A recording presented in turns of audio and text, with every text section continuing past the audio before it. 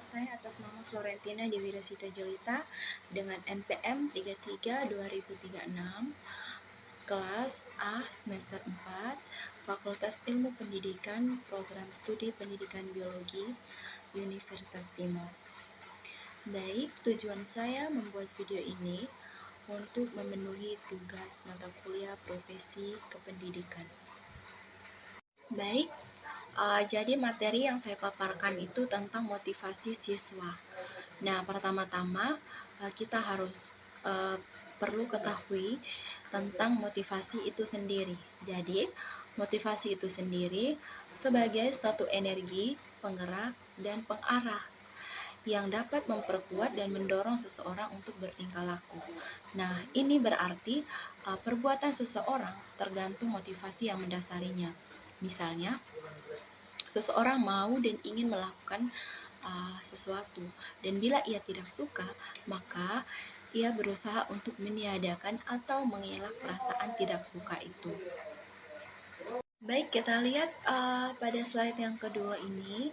Nah, di sini juga ada motivasi belajar.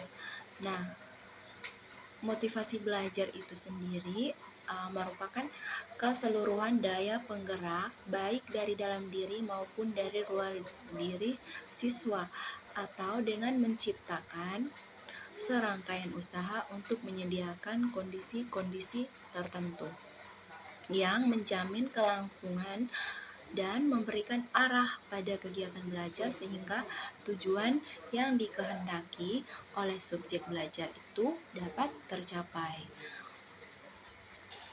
Oke, pada slide yang ketiga ini ada juga faktor-faktor yang memberikan penjelasan mengapa terjadi perbedaan motivasi belajar pada diri masing-masing orang. Nah, kita lihat yang pertama itu perbedaan fisiologis atau physiological need. Nah, yang kedua, perbedaan rasa aman atau safety needs. Kemudian yang ketiga, ada perbedaan kasih sayang atau afeksi. Dalam bahasa Inggrisnya itu love needs. Yang keempat, ada perbedaan harga diri atau self-esteem needs. Kemudian yang kelima itu ada perbedaan aktualisasi diri atau self-actualization. Kita masuk kepada slide yang berikut itu. Ada juga faktor-faktor yang berpengaruh pada motivasi belajar. Faktornya itu ada dua, yaitu yang pertama motivasi belajar berasal dari faktor internal. Yang kedua, motivasi belajar berasal dari faktor eksternal. Kemudian pada slide yang berikut ada juga sifat motivasi belajar. Nah, di sini sifatnya itu ada dua, yaitu motivasi ekstrinsik dan intrinsik. Oke, baik. Nah, pada slide yang berikut juga ada jenis motivasi belajar. Nah, jenis motivasi belajar juga ada dua, yaitu sekunder dan primer.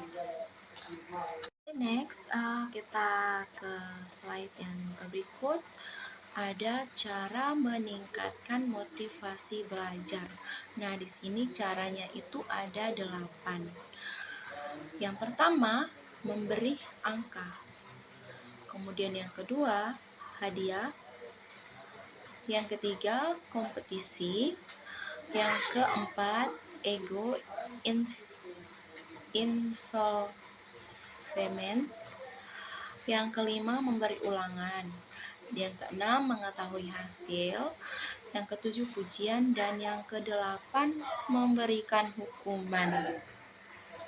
Baik, kita sampai juga pada slide yang terakhir, yaitu tentang tips meningkatkan motivasi belajar. Nah, di sini ada 4 tips. Yang pertama itu, bergaullah dengan orang-orang yang senang belajar. Dan tips yang kedua, belajar apapun. Nah, tips yang ketiga, cari motivator. Dan tips keempat itu bergaullah dengan orang-orang yang optimis dan selalu berpikir positif. Itu itulah hasil pemaparan materi dari saya. Sekian dan terima kasih.